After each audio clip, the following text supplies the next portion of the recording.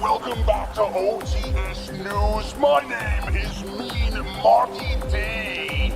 Pile driving geek since 1973. The biggest mark in the IWC. Rumor is running wild that we will be under attack from an android on Friday night. Quick, everyone hide!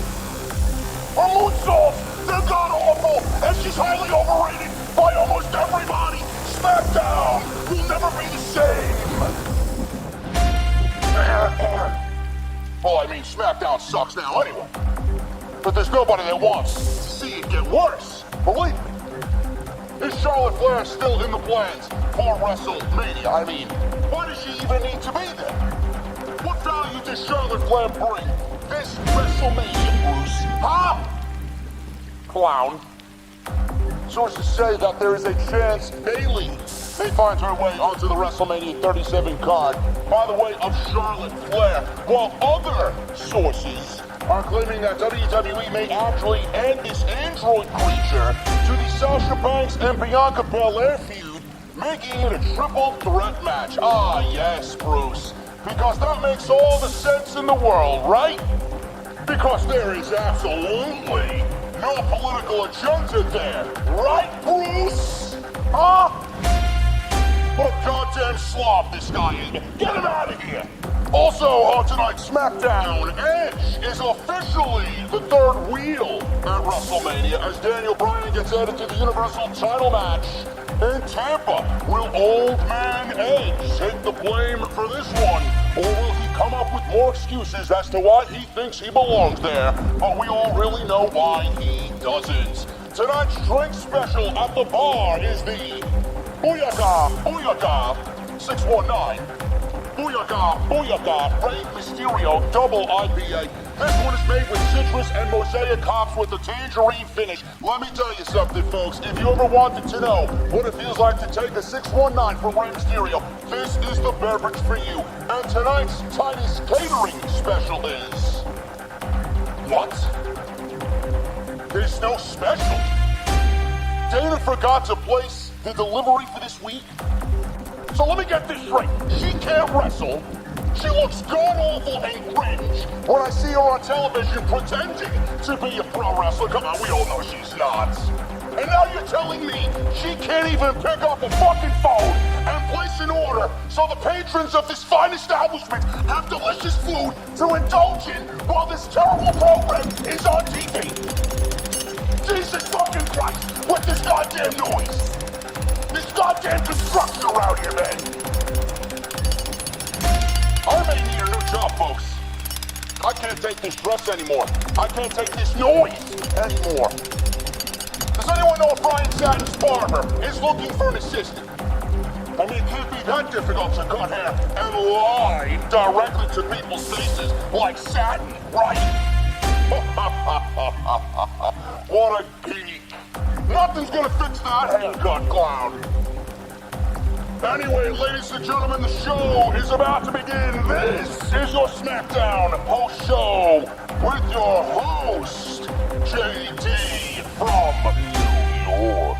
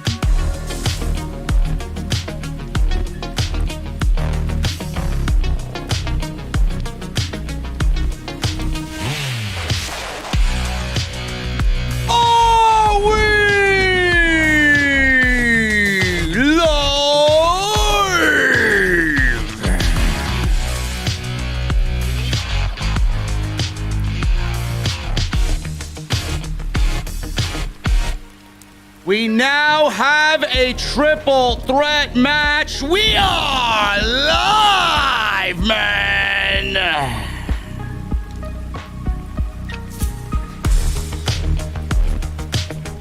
It is now official, folks. Get ready. Roman Reigns, Edge, and Daniel Bryan is your WrestleMania main event.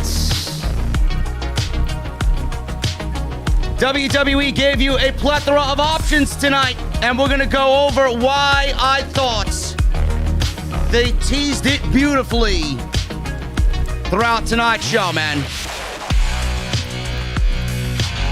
Also, it was a night of champions being on the receiving end of slaps and losses on SmackDown. Big E loses to Apollo Crews.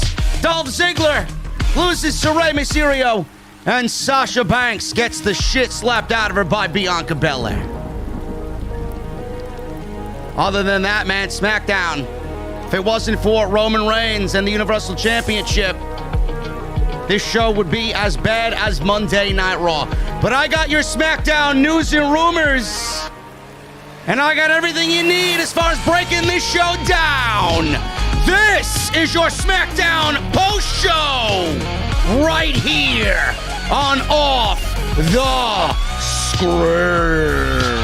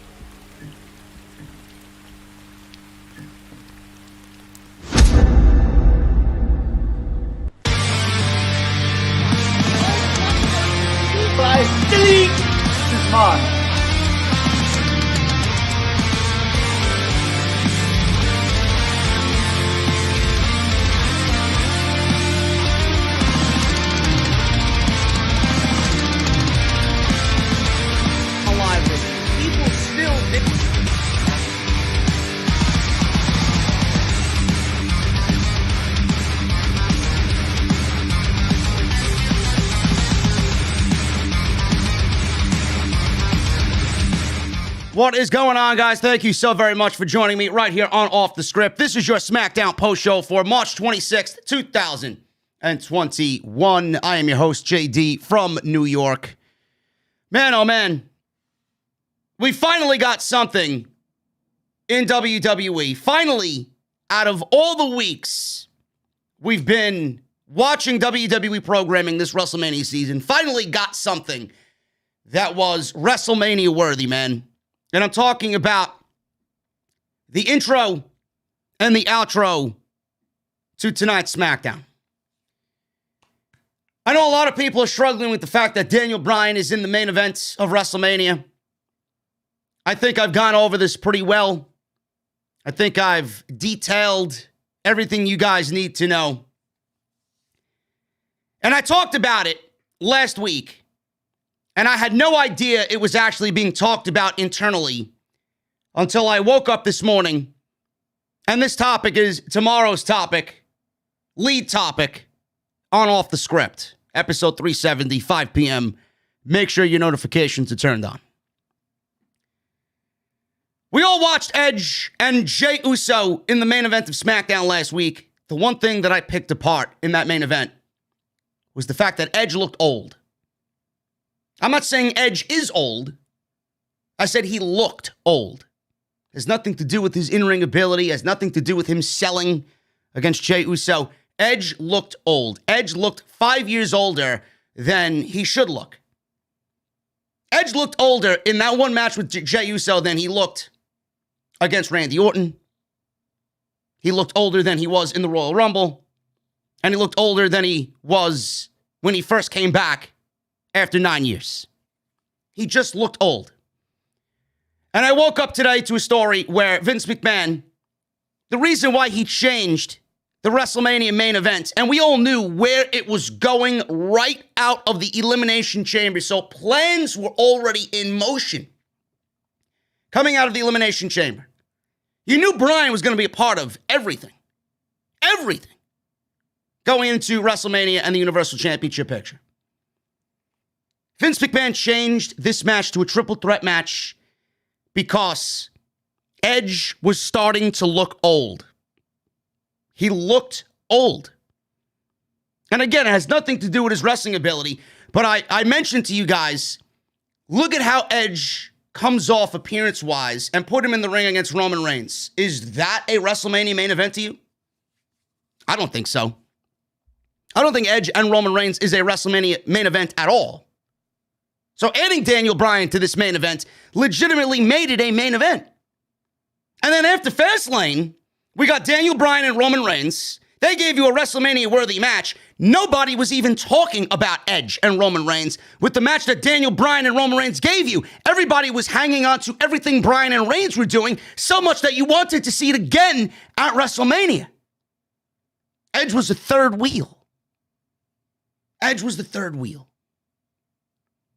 Edge turned heel at Fastlane. And I'm like, yes, finally, something I could finally be invested in with Edge returning to WWE. Fuck this babyface Edge. We've seen this story over and over and over again. The legend coming back and wanting that one more chance at glory bullshit. I'm over it. I'm over it. Edge is the ultimate opportunist.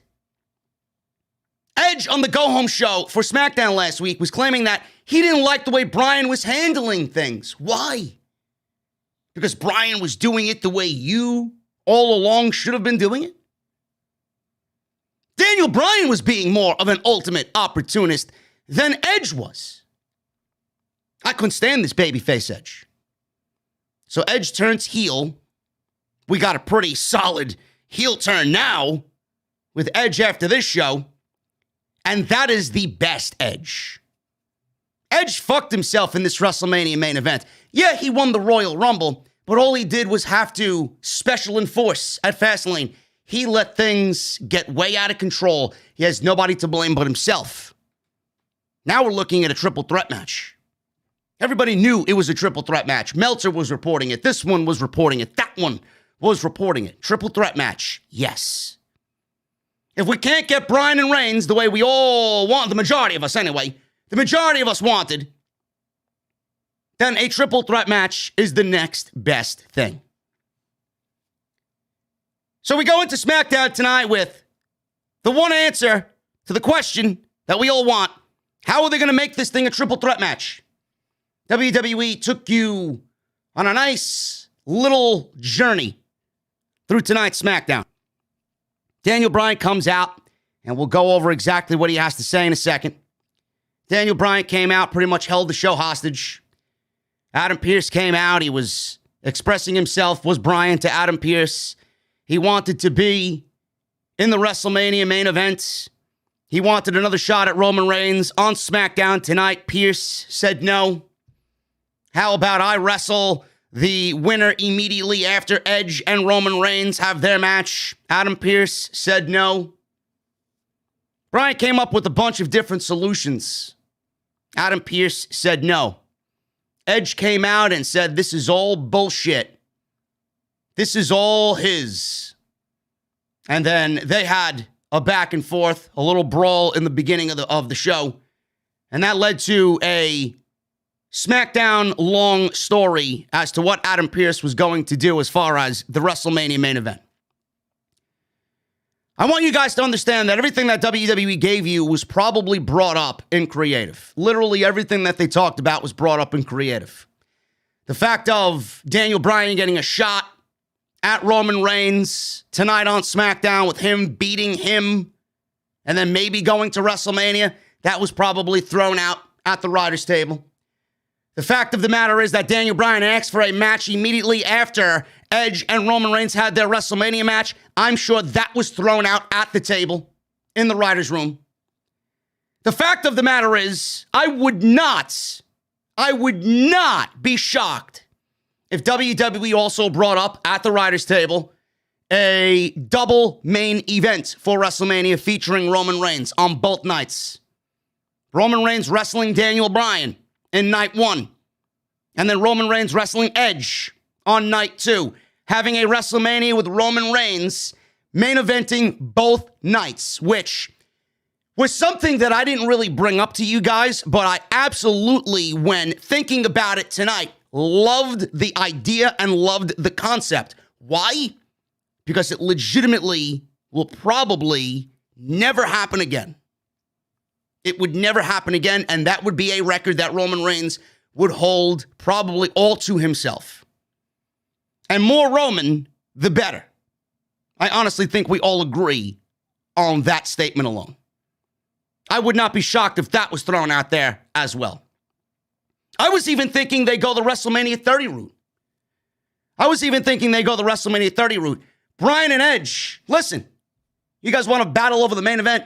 You guys are going to wrestle on the open of night 1. The winner of that match gets Roman at the end of night 2. I thought that was going to be a situation they were going to possibly explore. But I don't think that one makes sense at all. I was thinking it. I'm like, man, that would be great. You get the best of both worlds there. But that really wouldn't make sense because it would devalue the Royal Rumble. Edge would pretty much be forced to put his Royal Rumble spot on the line. The winner of the Royal Rumble putting his WWE Championship, Universal Championship opportunity on the line against Daniel Bryan, with him having to win that match to go to the WrestleMania main event when he already won the Royal Rumble, which guarantees him a spot in the main event of WrestleMania. All of these ideas were thrown out at the writers' table, no question. But the only one outside of the most logical choice that would have made any sense whatsoever was Bryan and Reigns on night 1 main eventing, and then Edge and Reigns on night 2. Now, you're probably asking, JD, if that was the way that they booked it, what would you do creatively? Simple. Roman Reigns would beat Daniel Bryan. Roman Reigns would beat Edge. Roman Reigns WrestleMania main event on night 1 and night 2, and he would beat both guys, and he would legitimately cement himself as the tribal chief of WWE. That would have been unbelievable. You want to take that character and that heel run to the next level? Jesus Christ, you couldn't ask for anything better than that. I am shocked they didn't go with that. Getting Reigns on night 1 and night 2 to sell tickets to WrestleMania? I am shocked they didn't go with that outcome. But we got what we got. Triple threat match. Edge, Daniel Bryan, Roman Reigns, WrestleMania, night 2, Universal Championship. I'm stoked. Everything about tonight, everything about tonight's open, everything about the closing segment of the show, major implications on what is important here. I absolutely loved it. Major implications on what is important. The WrestleMania main event. Bryan would do anything to get there. Edge is going to fight to keep what he's earned. Roman Reigns, you ain't wrestling twice in one night. You ain't having me wrestle twice in one night. I'm telling you that right now. You got me for one title defense and you got me for one night. That's it. Everything about this was important. Reigns not wanting to wrestle twice because he doesn't have to. He doesn't have to. He knows. He's smart.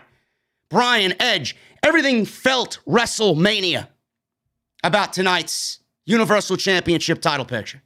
And then that closing segment, it took you on the ride throughout the entire show. Adam Pearce gave you the most logical of choices. There was only one of two choices that would have made sense. The first one with Roman Reigns wrestling twice, and then this one that we got.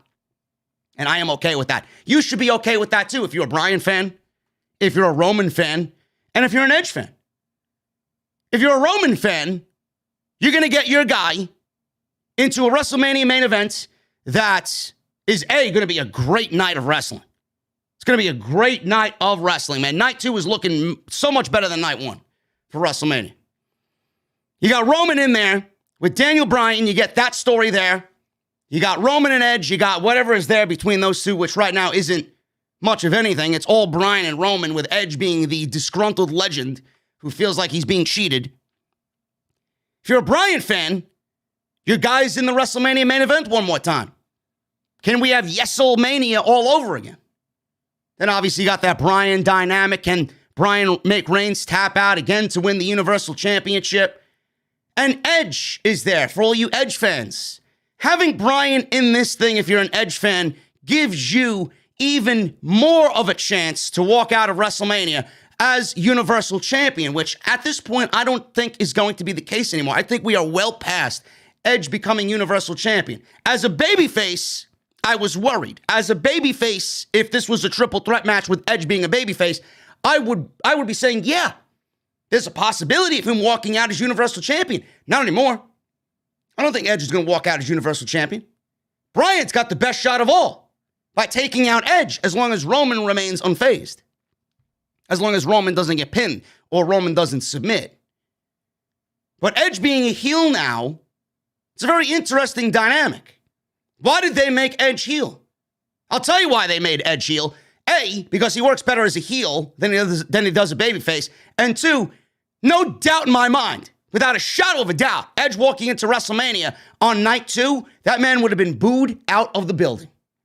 He would have been booed out of the building as a babyface walking in there. Because everybody feels the same way that I do. Nobody wants to see Edge and Roman. There's no reason for you to cheer Edge over Roman Reigns. Edge would have been booed out of the building, and Roman Reigns would have been undoubtedly a babyface with that crowd at WrestleMania. That's just the way it was going to be. Because everybody knows Edge shouldn't really be there. There's no story there with Edge. He's just there. He just exists. He's the third wheel. With Bryan in there, if it was just a one-on-one match, people probably would have went back to the Yes movement in 2014. They would have been thinking, man, we don't want this guy. We want Bryan in there. Bryan's the story. Bryan's the match that we want. Fuck this guy. WWE knew. WWE knew that they had to turn Edge heel because he was going to be booed out of the building anyway. I love everything about this, man. I love it. There's not much I'm looking forward to on WrestleMania. Not much. Maybe Sasha Bianca. The story sucks. The match itself should be fantastic if they let the ladies go. But other than that, Big E and Apollo, I hope WWE does the right thing there with Apollo Crews. Sami Zayn and Kevin Owens, that's announced. We got Cesaro and Seth Rollins. That's announced. It's going to be great. Got some decent night of wrestling there, man. And then Edge, Daniel Bryan, and Roman Reigns in the main event of night 2. It should be a very good night 2 on Sunday, April 11th, man. But those are my opening thoughts about what happened with the major story coming out of SmackDown. Triple threat match is now confirmed. Bryan, Reigns, Edge, Universal title. It's going to be awesome. Thank you guys so much for joining me tonight, man. We got 1,500 in the chat. I appreciate you. 375 likes on the video. Make sure you guys right now hit that thumbs up, man. Let's try for 750. Every little bit helps. I would appreciate it if you help me out. If you're here, help me out and get those thumbs up, man. Every thumbs up counts towards the YouTube video and it doing well. Follow me on social media at JDfromNY206. That is on Twitter and Instagram. Hit that subscribe button down below. Turn on the bell for all notifications. If you guys want to go and support the podcast through other ways, you can certainly do that. Number 1, hit the subscribe button. Number 2, hit the thumbs up. Number 3, go check out all the other videos that you might have missed on the channel. We got Monday Night Raw and AEW Dynamite live post shows. Go and check those out. I'm here with SmackDown tonight. You guys got Off the Script tomorrow at 5 p.m., episode 370. So you can go and do that. Patreon.com/JDfromNY206. If you want to support the podcast through Patreon, go and get your t-shirts. Bonfire.com. That is the official home of Off the Script and JD from New York. And if you guys want to support via today's sponsor, you could definitely do that, man. We are sponsored today by Dr. Squatch. That is drsquatch.com. You guys are going to use code SCRIPTS at checkout. You're going to save an unprecedented 20% off. So make sure you guys go and look your best, feel your best, smell your best. You guys are already watching the best in the IWC right here on OTS. drsquatch.com. You're going to use code SCRIPTS at checkout. Also, side note, we got Big Hodge in the chat. I see you, brother. Listen, man, you got to email me the video for tomorrow. I don't got it yet. Got to get that Sasha stuff worked on tonight, man. So let me know what's going on with that. I got a sneak peek of tomorrow's critiques and connoisseurs. We got that coming up later on in the show. We're going to be talking about Sasha Banks. We're going to be talking about Bayley as well, because when you're talking about Sasha, you can't leave out Bayley. And we're going to be drinking some Casa Dragones, a very, very, very high-end tequila. So we're going to be drinking tequila. We're going to be talking Sasha Banks. We're going to talk about her career and her influence and her inspirations. Great, great show tomorrow for critiques and connoisseurs. I'm very excited about tomorrow's episode. Go and subscribe to the YouTube channel linked down below in the description, man. Appreciate you guys. We'll do the sneak peek a little bit later on in the show. I want to start off with some news and rumors, man. Get this out of the way. There was a report about Charlotte Flair moving to SmackDown. Now, clearly, if you watch tonight's show, it did not happen. And I'm glad it did not happen. And it goes to show you that one of the reports that came out about Charlotte, where Ric Flair said she more than likely is going to be missing WrestleMania, it may end up being legit. There was a report earlier in the day, and I believe coming out of the dirt sheets yesterday as well, that Charlotte Flair is moving to SmackDown. Now, I don't know how legit this is. Andrade mentioned something about her being back in 4 days. This was on Monday. And that lined up with what he tweeted in regards to her COVID-19 situation. 4 days would have been today on SmackDown. She would have been good to go, clear to go. So there was talk about Charlotte Flair moving to Friday Night SmackDown. Flair was originally scheduled to challenge Asuka for the Monday Night Raw Women's Championship at WrestleMania 37, but those plans changed, and Rhea Ripley was called up early to the main roster to take Flair's place in something that did not make any sense whatsoever. It actually comes off a lot worse with Rhea Ripley challenging Asuka than it did Charlotte. At least Charlotte and Asuka have some sort of history, and they were tag team champions. Rhea Ripley has absolutely no business in the Monday Night Raw Women's Championship match at WrestleMania. What did she do? Ooh-hee. Oh, look, the pretty colors. She pointed out a fucking logo. She pointed out a logo. So that means that I could show up inside the Thunderdome and do point at a logo and get a championship match. That's what WWE is telling me. Didn't really make any sense when Rhea Ripley did it. Then you got fucking clowns like Ryan Satin going out there. Oh, I love that. She went right to the top and challenged Asuka. What? I mean, I don't know how stupid people could be. Nobody comes up with ideas and then solutions.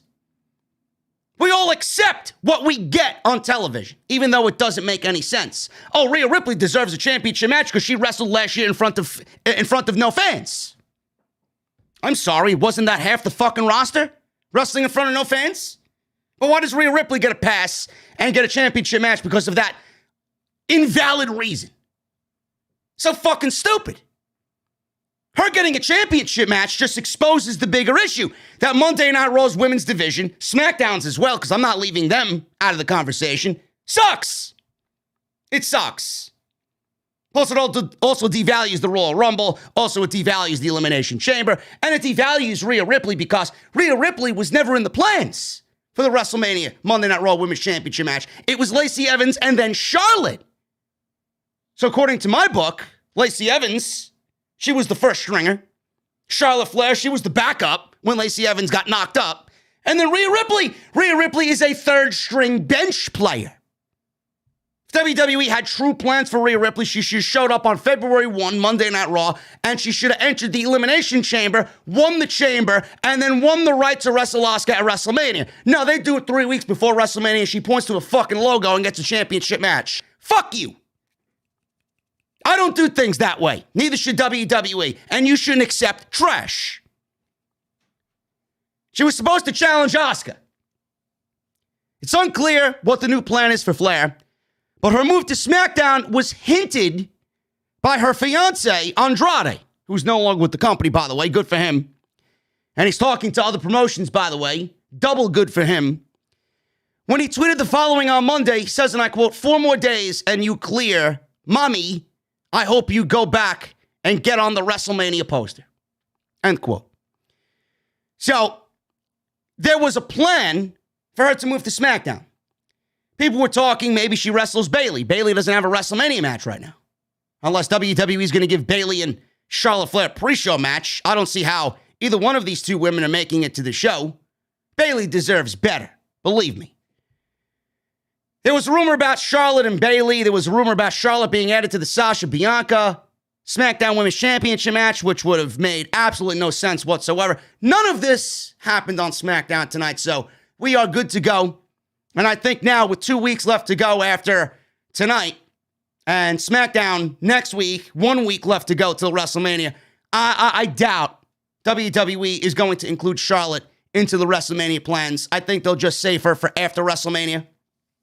But what I'm really worried about is Bayley. She has no plans. And Bayley is way too good to just leave off of WrestleMania's card. But even then, putting her in a just because match with Charlotte Flair, just because she's Charlotte Flair and she's Bayley, doesn't really make it right either. I don't know. WWE stuck in a very sticky situation there. And Ric Flair actually confirmed that Charlotte Flair will not be at WrestleMania. When he was asked about her COVID-19 situation, he wrote, praying for a speedy recovery. You've set the bar so high. WrestleMania will not be the same without the Queen at Miss Charlotte's WWE. So he said that on Twitter when news broke of her positive COVID-19 test. We will see. At this point, there's no plans for her. They obviously moved on with Asuka and Rhea Ripley. My best bet, and what I would do, honestly, is keep her off of WrestleMania's card altogether. It really doesn't need Charlotte Flair. That's just my take there. We got SmackDown. SmackDown opened up with Daniel Bryan. He made his way to the ring, carrying a chair with him. It would have been cool if it was the same chair that Edge pretty much dented over both he and Roman Reigns' back. But who am I? I'm a stickler for detail. Cole said many people believe he was shafted last Sunday by Edge, which was definitely the case. Bryan said everybody saw Reigns tap out, something he said he'd never do and it would never happen. Bryan said he never tapped out, or he would never tap out, and he said he would rather die than tap out to someone like him. He said, well, Reigns tapped out, and he's alive and well. He said in a perfect world, he would be standing there as Universal Champion, heading into the main event of WrestleMania. He said neither of these things are true, and he went on to say that he was making Reigns tap out when Edge hit him with a steel chair. He said Edge had told him in recent weeks that he wasn't going about things the right way. He says he's had enough of letting everybody have a dream match that they didn't even earn while he stands on the sidelines. I didn't really understand this line from Daniel Bryan. He said he's had enough of letting everybody have a dream match that didn't even earn, and while he sits on the sidelines. He said he's earned the title match at Fastlane, and he earned the main event at WrestleMania. I don't understand what he means there. Edge won the Royal Rumble. Of course he's earned the right to wrestle Roman Reigns at WrestleMania. So why would he go on and say that? It really didn't make any sense whatsoever. He's tired of sitting on the sidelines while everybody else is getting their dream match that they didn't earn. Edge won the Royal Rumble. Of course he earned the fucking title match at WrestleMania. I don't know why that made it into the script. I really don't. So he said he earned the title match at Fastlane, and he earned the main event at WrestleMania. He says he's willing to earn it all over again. He says he wants a rematch against Reigns for the Universal Championship tonight, and he's not leaving the ring until he gets what he wants. He opened his steel chair, sat on it, and we went to commercial break. We came back from commercial. Bryan was still sitting middle of the ring. Everybody was silent. They were waiting for something to happen, and Adam Pearce walked out to the stage, and he said, listen, I cannot grant you a rematch against Reigns tonight. He said Reigns' next defense will be at WrestleMania against Edge. Daniel Bryan then said, well, if that's the case, how about he gets an immediate rematch after Roman Reigns and Edge have their match at WrestleMania? Pearce says, well, it would be unfair to make the winner wrestle again right after. Bryan, you know about that very well. Bryan asked, was it fair that it happened to him at Fastlane? Fair that he won an Elimination Chamber match after 40 minutes, only to go right into a match with Roman Reigns for the Universal Championship. What is with this double standard? Bryan proposed Edge and Reigns wrestle on Saturday, and then he gets the winner on Sunday. Before Pierce could even answer, I don't know what his reaction was, but he seemed a little intrigued by that.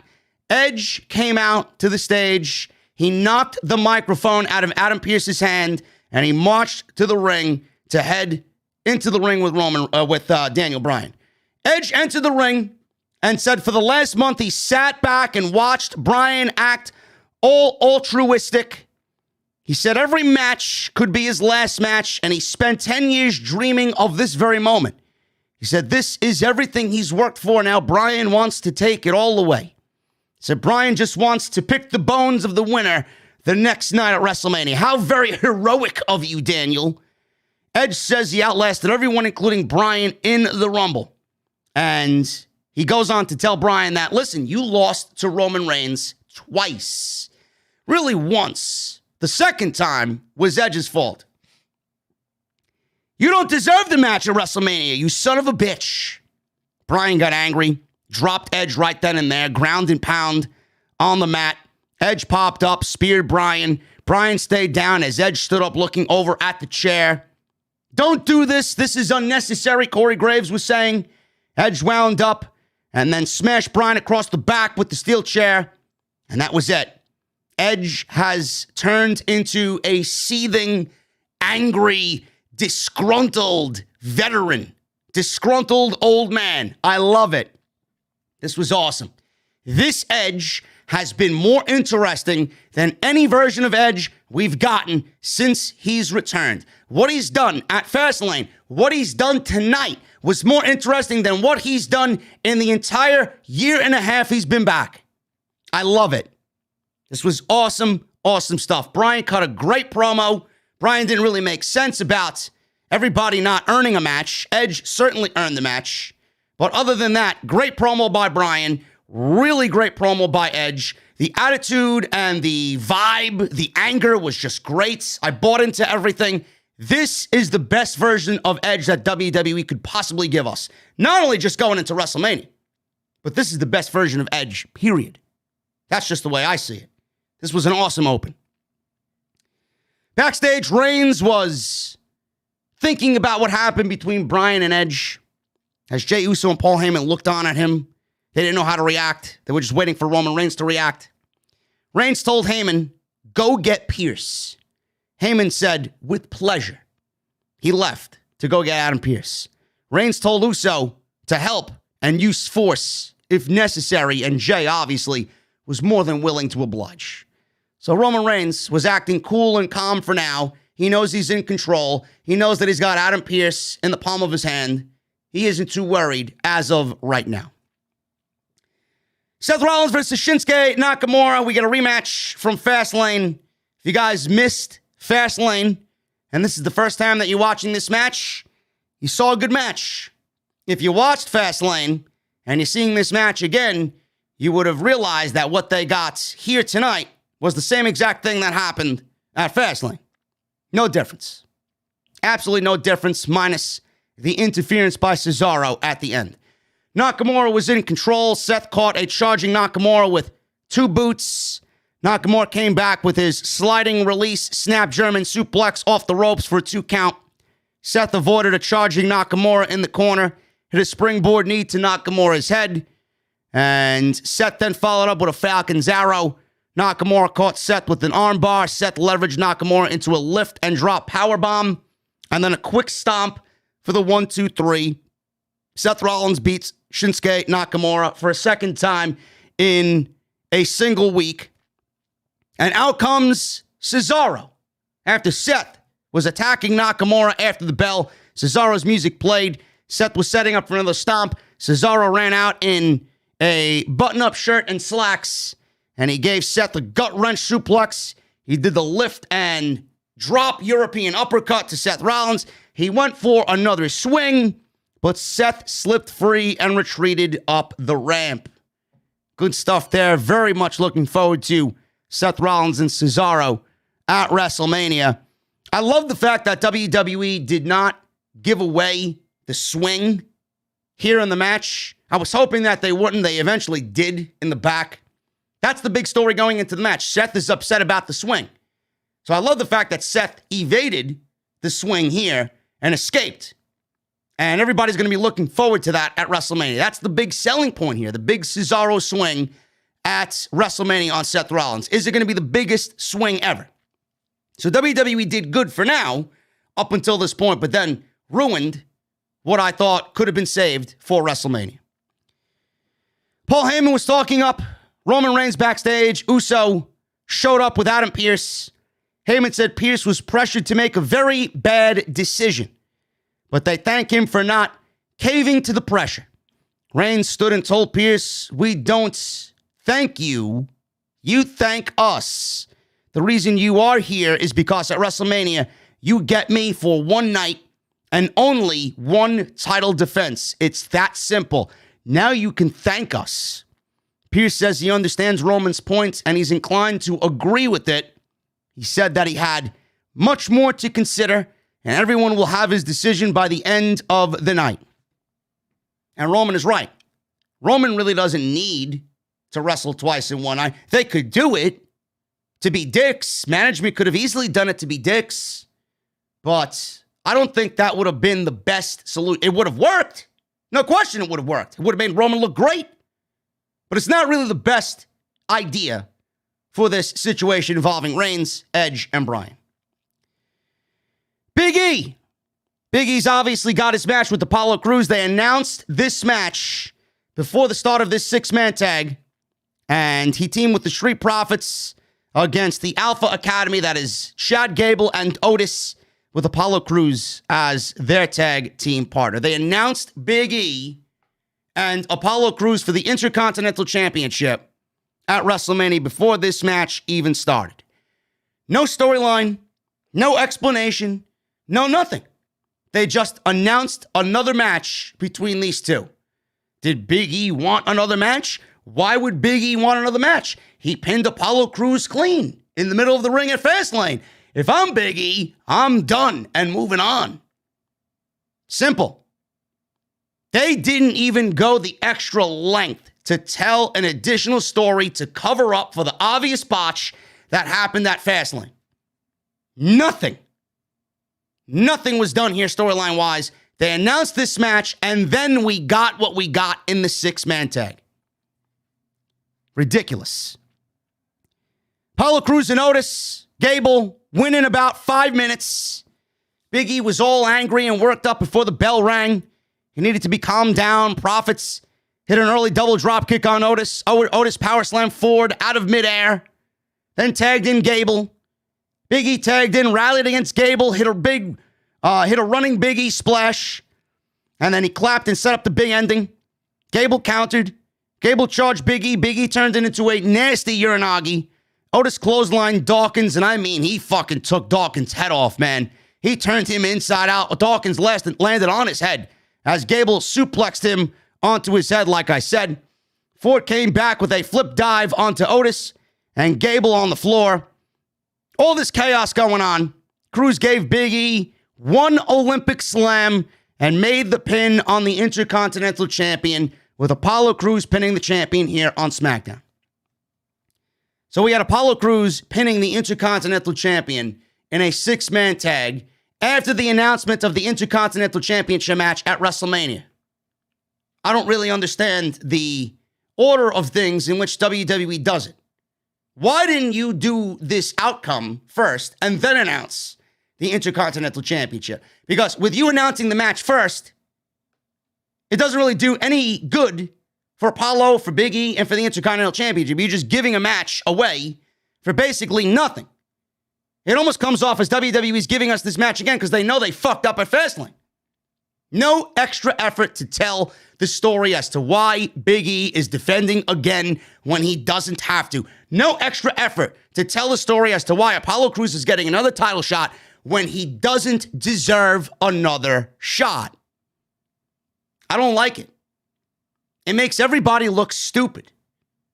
And the fact that Big E took a pinfall loss here just to justify to all the fucking geeks out there that Apollo Crews deserves another shot because he pinned the champion is utterly fucking ridiculous.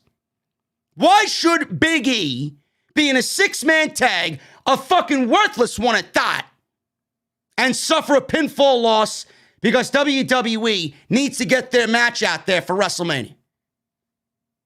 Couldn't do it any other way. You got to have your champion suffer a fucking loss on SmackDown for a match that he shouldn't even be in. Everything is just so stupid. It doesn't make sense to me. And WWE only did this outcome because that's how lazy they are. The fact that they refused to tell a story for the next 2 weeks as to why Apollo really deserves another shot, they said, fuck it, nobody gives a shit. We'll just have Apollo pin Big E. That'll be enough for the simpletons out there. Not me. Not me. I see through WWE's bullshit. It's rinse and repeat every single time. Seth Rollins was backstage yelling. Did you see that? Did you see that? Kayla was interviewing him. He told Kayla he's sick and tired of being disrespected and embarrassed week after week by that failure, Cesaro. He said he warned him if he stepped in his lane again, bad things would happen. He said he's a man of his word. He challenged Cesaro to a match at WrestleMania where he will teach him a lesson he will not forget. He ranted about how he'll never swing or he'll never be stuck in a swing by Cesaro again. He'll never get swung by Cesaro again. Cesaro then came up from behind him and threw him into some production crates backstage. Cesaro then gave him another Cesaro swing backstage at SmackDown at Tropicana Field. Pat Buck and several referees came up to stop all this nonsense. Cesaro let go about 8 swings in. He looked down at Seth and yelled, challenge accepted. I could have done without the swing, man. The swing was the big selling point being made by Rollins for the last couple of weeks, and you just gave the swing away tonight on SmackDown. Cesaro better have a fucking 30 Revolution swing waiting for us at WrestleMania. Biggest swing of all time. He needs to outdo the 22 or 23 he did with Rollins a couple of weeks back. 30 is what I'm looking for. I will accept no less. I wish WWE would have saved it. Backstage, Edge. He was asking Adam Pearce. He caught the ear of Adam Pearce. He said, what kind of ship are you running around here? He asked for assurance he wouldn't add Bryan to the WrestleMania main event.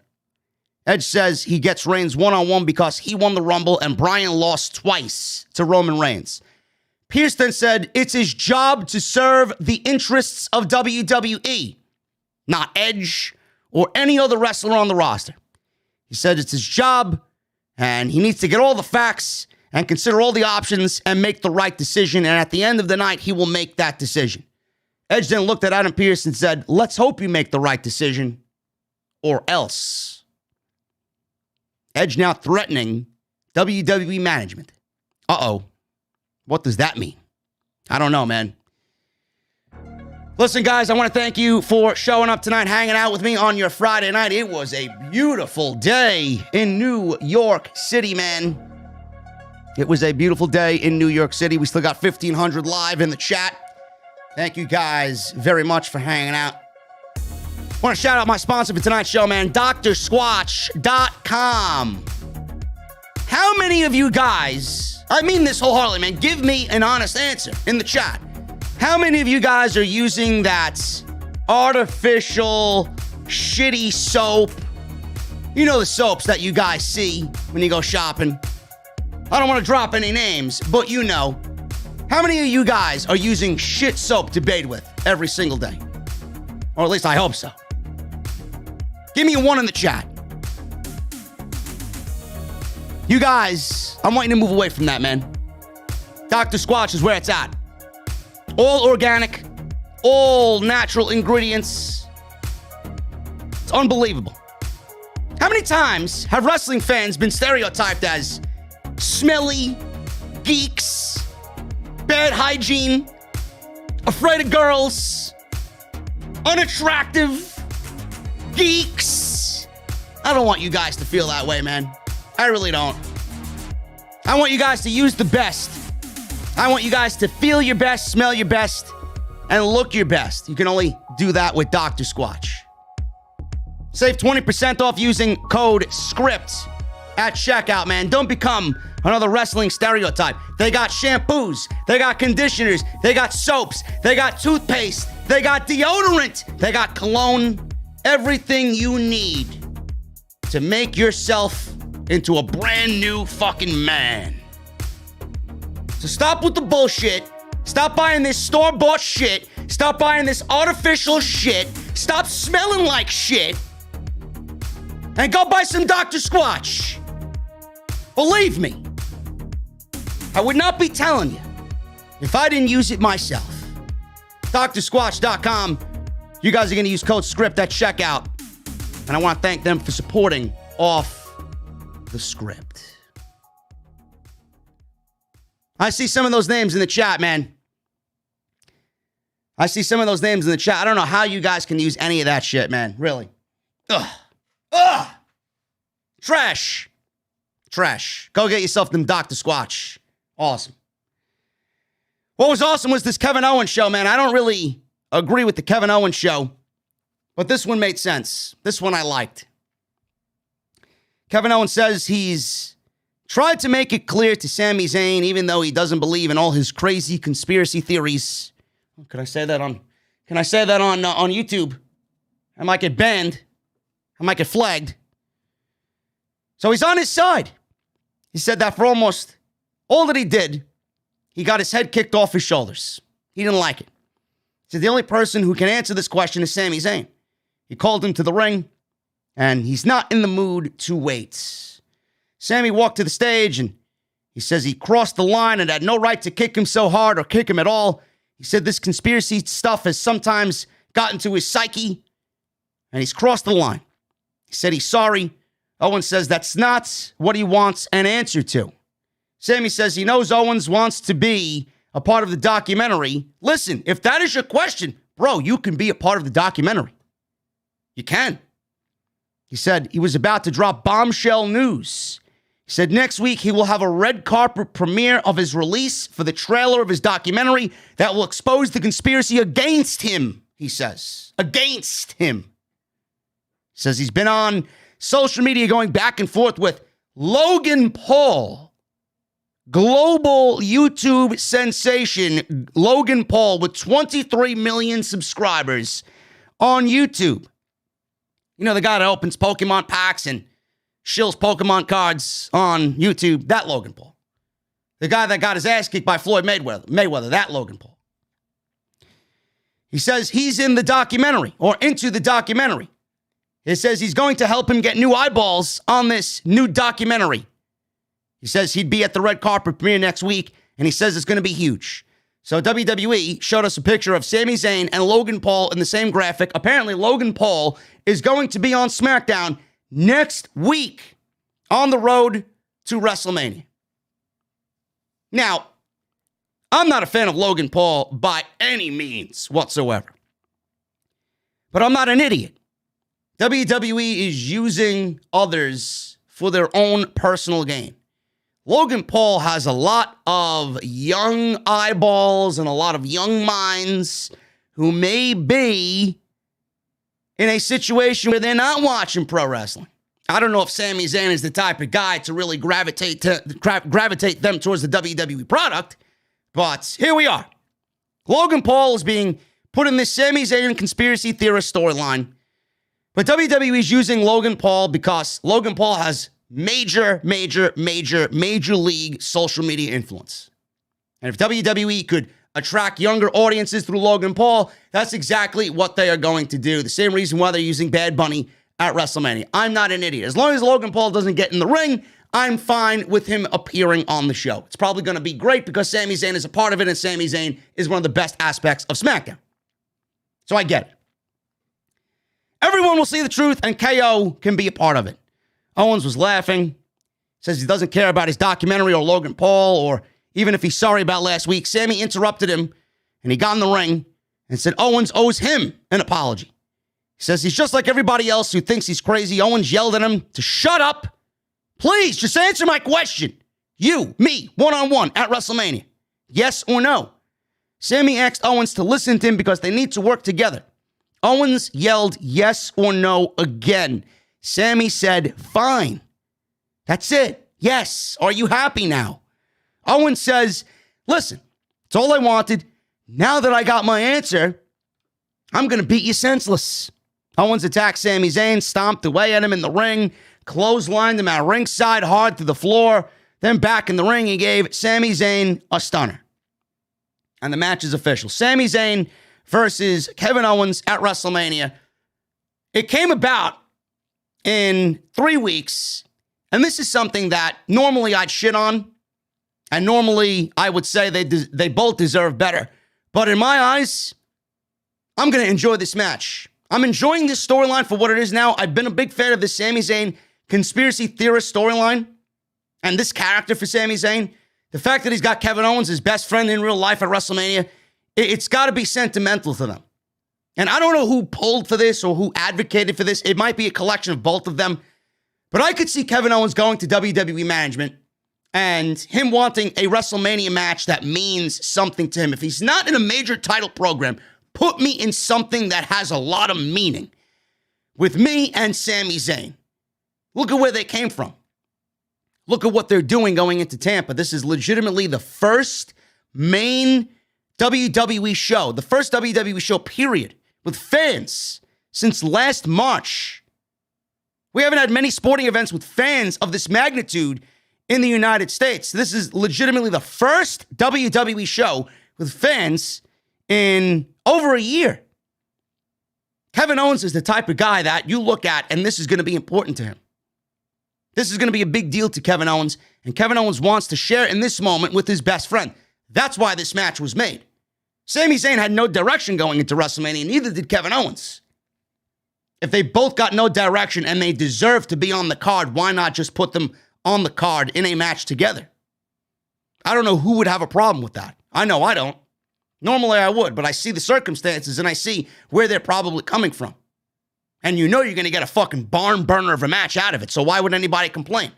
And if they tell a good story in the next 2-3 weeks, who gives a shit? It's going to be great. Look at the undercard. Cruz Big E, which I hope actually is a lot better than what we got at Fastlane. Cesaro and Seth Rollins, and then Kevin Owens and Sami Zayn. That's a WrestleMania undercard that I like, man. That's some good shit right there. Backstage, Daniel Bryan got Adam Pearce's ear. Said he used to be the GM of SmackDown, and he knows what he's going through tonight. He said deep down he knows what the right decision is. He said all he has to do is make it. So WWE really dragging this out for the duration of SmackDown, man. Kayla Braxton had Bianca Bellaire in Gorilla, asked about Sasha's slap last week. She said she's bigger and stronger than Banks, so she could have slapped her into last month or next month, but then she wouldn't have made it to WrestleMania. She said her mama told her sometimes you have to be the bigger person so you can focus on your business, and last week she was the bigger person so she can focus on WrestleMania, which is her business. She said Banks calls herself the blueprint and the standard. She said she's just a little bit better, though. She said she's going to make history and show her that a rookie can end her reign at WrestleMania. She said, everybody watching, keep your little kids out of the room because nobody should see what she's about to do to Natalya on SmackDown tonight. Now, the promo itself by Bianca was a Bianca Bellaire promo that I remember her cutting in NXT. Very confident, very direct, no smiling, angry. This is the Bianca Bellaire that we should have got from day one. After WrestleMania, or after the Royal Rumble, rather, going into WrestleMania, all she did was smile and, hey, I'm happy to be here, and yada, yada, yada. She's smiling. She's like a little geek. Fangirling over the fact that she's going to WrestleMania to wrestle Sasha Banks. Bianca Belaire should have never gone and gave you that type of attitude. It's all right to smile every now and then, but every week this woman came out smiling, just excited to be there, like a little kid. She's better than that. She took the high road, she said. Her mother said, take the high road. Take the high road, be the bigger person so she can focus on WrestleMania, which is her business. Just keep that in the back of your mind. Keep that in the back of your mind. So we go to Bianca Belaire versus Natalya. Wasn't really much of anything. This was pretty basic. I'm not a big fan of Natalya. Natalya seems to have new reworked theme music. It was a decent match for what it was. So Belaire hit a drop kick right at the bell. She followed up with a shoulder tackle, sending Natalya to the floor. Natalya briefly fought back. Belaire regained control. Belaire slammed Natalya onto the top rope. Suddenly, Sasha Banks' music hits, and the babyface, a.k.a. Bianca Belaire, is interrupted and confused at the sound of theme music. I love when professional wrestlers are so confused about theme music, they stop what they're doing. It's ridiculous. Every time I see it, it's more and more ridiculous. Just come on out. Just come on out. The presentation is a lot better. Bianca Belaire doesn't look any smarter for taking her attention away from Natalya because Sasha Banks' theme music hit. Oh, I gotta look at the stage because Sasha Banks' theme music is on the PA.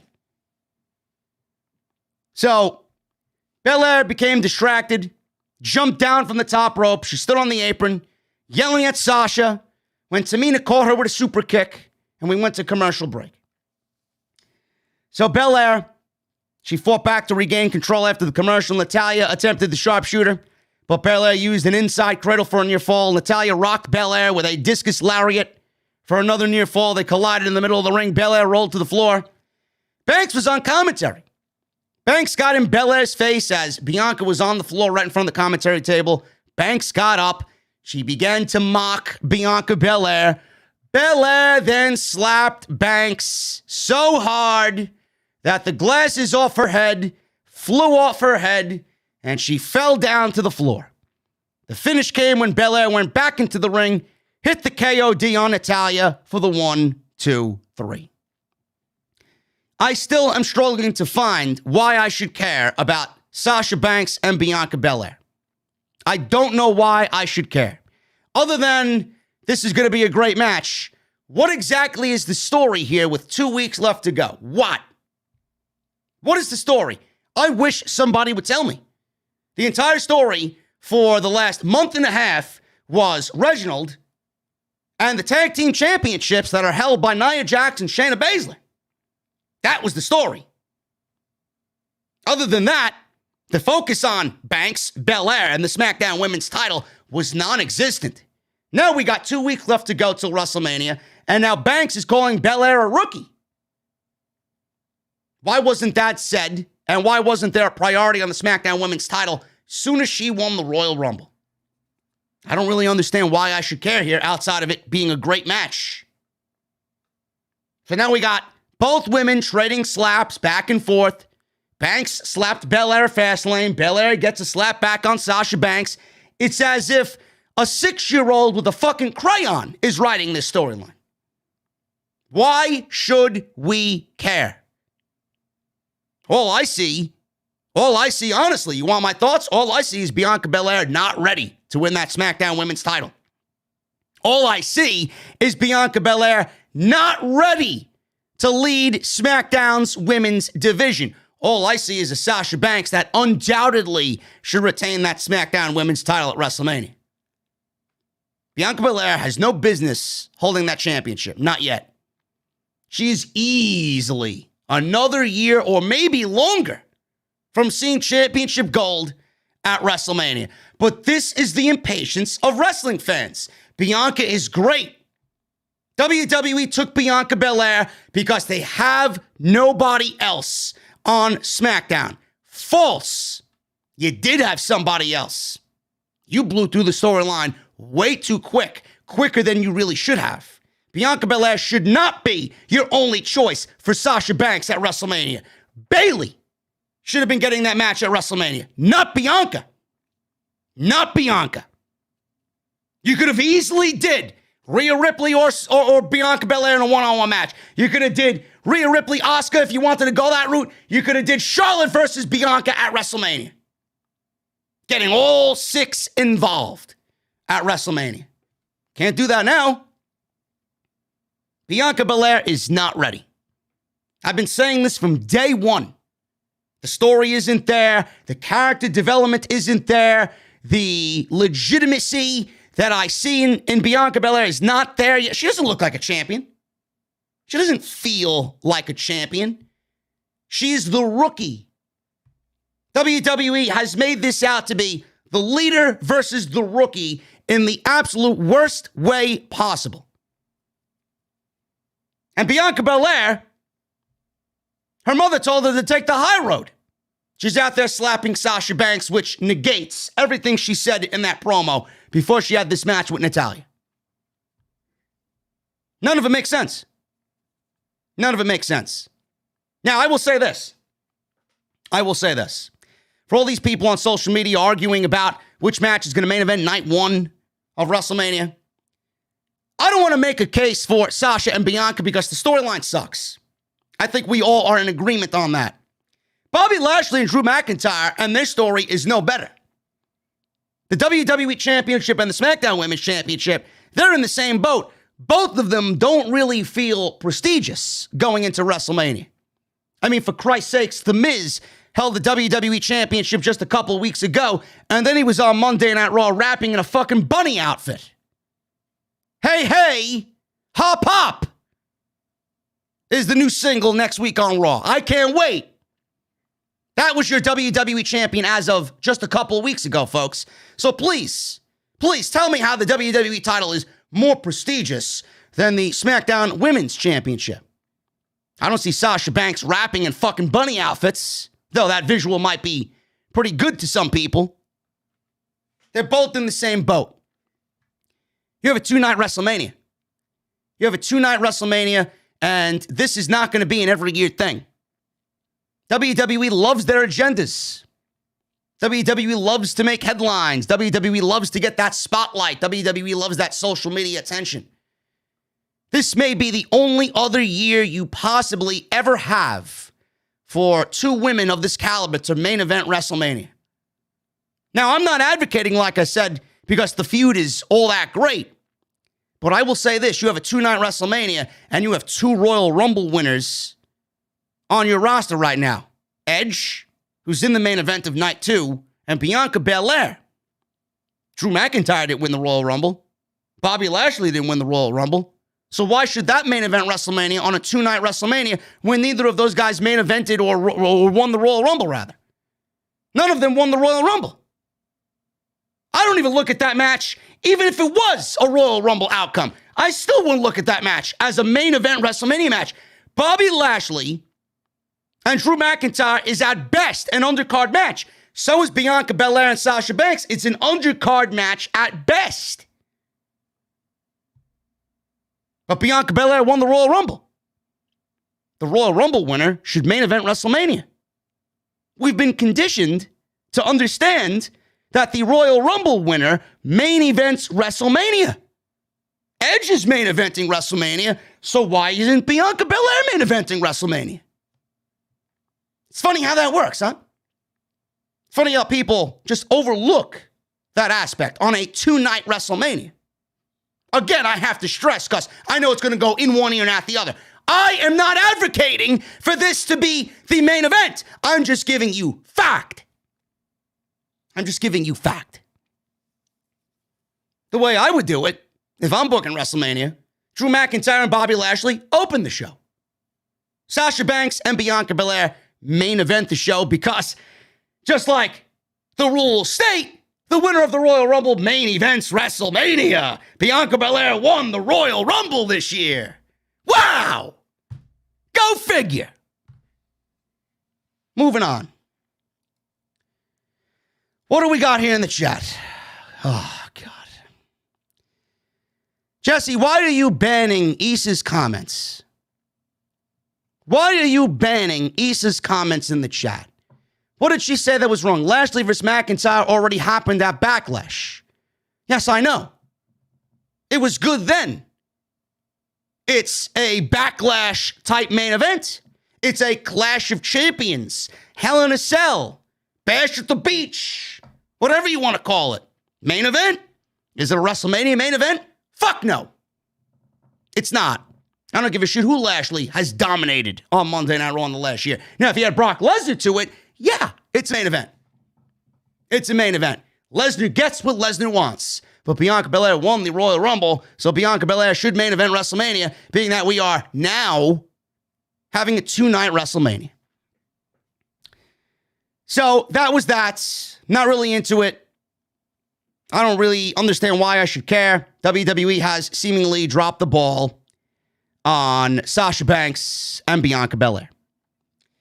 Edge went into Roman Reigns' office. The ball's on this guy.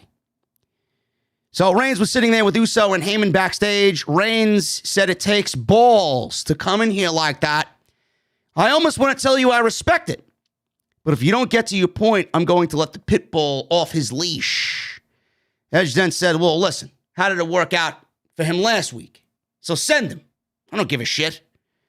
Edge says he wanted to talk to him about Bryan trying to steal their spotlight. He said he did the same thing before. He says if he has any stroke around here, if you say you got this stroke around here like you do, like you say you do, now it's time to use it. He said if Bryan's involved in this match, then Edge said he can beat Bryan instead of him to win his title. Think about that. Think about that. Dolph Ziggler with Bobby Roode versus Rey Mysterio with Dominic. This was easily the best night, or the best match of the night. This was awesome. It really was. I was shocked at how good this match was for the 11 minutes that they went. Ziggler got an early advantage. Back Mysterio into the corner. He missed a splash in the corner. Mysterio hit the Enziguri. Ziggler fought back, attempted a powerbomb. Mysterio countered and sent Ziggler to the floor. He attempted to dive, but Ziggler caught him and powerbombed Mysterio over the barricade. This visual looked awesome. It really looked awesome. They went to commercial break after Dominic ran over to check on his father, and Ziggler came over, rocked him with a super kick. After the break, Ziggler was in control. Ziggler attempted a superplex, but Mysterio pushed him off, followed up with a senton and a kick to the face, went for a near fall. Ziggler fought back, planted Mysterio face first into the mat, followed up with a famouser for a near fall. Mysterio avoided a super kick, set up for a 619, but Bobby Roode jumped in the ring. Dominic went after Roode. They both ended up back on the floor. In a cool spot, Rey Mysterio was going for a dive, but Ziggler caught Mysterio as soon as he was about to launch over the ropes, caught him in a zigzag out of nowhere for a near fall. Awesome stuff, man. Ziggler is too good to still be wrestling in the WWE, man. He is suppressed. Mysterio fought back, hit a 619, followed up with a slingshot splash for the win. So we got Sasha Banks getting the shit slapped out of her, Big E losing in a non-title fashion against Apollo Crews in a 6-man tag, and now we got Dolph Ziggler losing to Rey Mysterio in a one-on-one match right before WrestleMania. I see how WWE is doing things, man. I see how WWE is doing things. Lazy as always. So what does this mean? You got Booyaka Booyaka, 619, Rey and Dominic Mysterio, who just beat the tag team champions. They beat the Street Profits, I believe, last week, only to lose to Gable and Otis immediately after they beat the Street Profits. So you got the Dirty Dogs, you got the Street Profits, you got the Mysterios. It looks like we're getting some type of multi-team tag team match at WrestleMania. Maybe it's just those 3 teams. Maybe it's just those 3 teams involved. I don't really know who else WWE is going to add. You got the Dirty Dogs, you got the Profits, you got the Mysterios. Maybe they add Otis and Gable. Maybe it's a fatal 4-way tag team title match at WrestleMania. The tag team titles are being defended on the Monday Night Raw side with Omos and AJ Styles versus The New Day. So why wouldn't they do a tag team title match on SmackDown? Everything that's happening on SmackDown with these wins being traded back and forth, with Ziggler losing, with the Mysterios beating the Profits, with Otis and Gable beating the Mysterios, this is all leading to, hey, everybody's kind of even in the tag team division. Let's throw them all into one match, and we'll get one winner, and then we'll crown whoever the winner is tag team champions. The question is, after that, where do the tag team championships go? We're probably going to end up getting rematches with whoever the champions are against one of these 3 teams. Ridiculous. Tag team division on SmackDown and Raw is fucking embarrassing. Merge the goddamn divisions. I say it every fucking week. Adam Pearce made his way to the ring. Reigns came to the ring. Edge came to the ring. And Daniel Bryan came to the ring. So everybody was here to listen to Adam Pearce explain to everybody what was going to happen. Pearce says he understands each of these guys and the positions that they're in. He listed them all. Pearce said Reigns will defend his title one time at WrestleMania. He said at WrestleMania for that Universal Championship match, the three of them will compete in a triple threat match. Pearce looked scared, but he was the authority. Whatever he says goes here. It doesn't matter. Everybody was looking at Adam Pearce to make a fucking decision here as the authority figure. He made it. You either deal with it or get the fuck out. So we got a triple threat match. Reigns and Edge were upset. Bryan smiled. Bryan charged at Edge. Reigns gave Bryan a Superman punch. Edge speared Reigns. He speared Uso. Edge picked up a chair, blasted Uso with it. He then bashed Bryan across the back with it. And then Uso again. Edge snapped. Edge went full-fledged heel in this segment. Edge punched at Uso. He then looked outside the ring like a madman. He grabbed another chair and jabbed Uso in the stomach with it. Bashed him 2 more times with the steel chair. Reigns and Heyman, meanwhile, they got out of here. They got out of the way. So Bryan was in the ring with Edge. And Edge was about to give him a concerto. Pat Buck and Jamie Noble ran in. Edge nailed Pat Buck with the chair. He nailed Jamie Noble with the chair. Edge then sat on the chair because Bryan had rolled to safety to the outside. Officials and referees were attending to him. Edge sat in the chair. His music was playing. He looked like a psychotic madman. This is the best Edge that we're going to get. Edge, for the first time since his WWE return, has looked like Edge. Edge, for the first time in this feud, has seen some sort of relevancy. Finally. Like I said in the beginning of the show and the end of the show legitimately felt like WrestleMania. This may be the only thing all season long so far that has legitimately felt like WrestleMania 2 weeks to go before the actual show. WWE had a myriad of options here. They could have did whatever they wanted. They could have had Edge and Bryan wrestle on one night. Winner gets Roman. That really wouldn't have made sense because it would have devalued the Royal Rumble. Edge won the Royal Rumble. Can't shit on the Royal Rumble like that. Can't really force somebody to put the Royal Rumble victory on the line in a match against Daniel Bryan. You could, but it doesn't really sit well with me. You win the Rumble, you go to WrestleMania. Simple. So that option wouldn't have worked. WWE could have easily had Roman Reigns versus Daniel Bryan on night 1, Roman Reigns versus Edge on night 2, Roman Reigns having 2 nights of WrestleMania, which would have been fucking fantastic. More Roman, the better. Nobody ever would have been able to duplicate what Roman Reigns did on that night. Main eventing 2 nights of WrestleMania? I don't think people would ever look at that in a bad light. That's legendary shit right there, man. If I was to go with an option, that one is pretty high up on the list. I gotta admit. But I also don't want to see Edge and Roman in a one-on-one match. So you gotta give and you gotta take. The best option legitimately was a triple threat match. The best option was the triple threat match. All of these options, everything that Bryan mentioned in the beginning of the show, everything that was mentioned here by Adam Pearce was absolutely brought to the table in creative and discussed. And whatever they discussed, they put in the promos. They gave you a glimpse into what they were talking about. They gave you a glimpse into what they were planning. The ideas that were shot down, the ideas that they liked. Everything that you heard from these guys tonight was talked about in creative. Guarantee it. And they chose the right outcome. Triple threat match. Bryan, Reigns, Edge. Edge is a heel. Bryan the babyface, Roman's the heel. Bryan has a legit shot at walking out of WrestleMania as the Universal Champion. Now, he might not be Universal Champion for long, but he's got a legit shot at getting that one slice of glory again. Edge turning heel is fantastic because if he was a babyface, he would have been booed out of the building. Roman Reigns is Roman Reigns. If Roman Reigns wins, that's the outcome that I ultimately want because I don't think Roman Reigns should be dropping the title anytime soon. But if it's a triple threat match and Roman was booked to lose, clearly Roman is going to lose without taking a pinfall loss. That's why Edge is there. That's why Bryan was added. This is awesome. And the triple threat match, if you're an Edge fan, this gives Edge a greater opportunity to actually walk out as Universal Champion because there was no way in fucking hell that guy was going to beat Roman at WrestleMania and WWE make it look legit.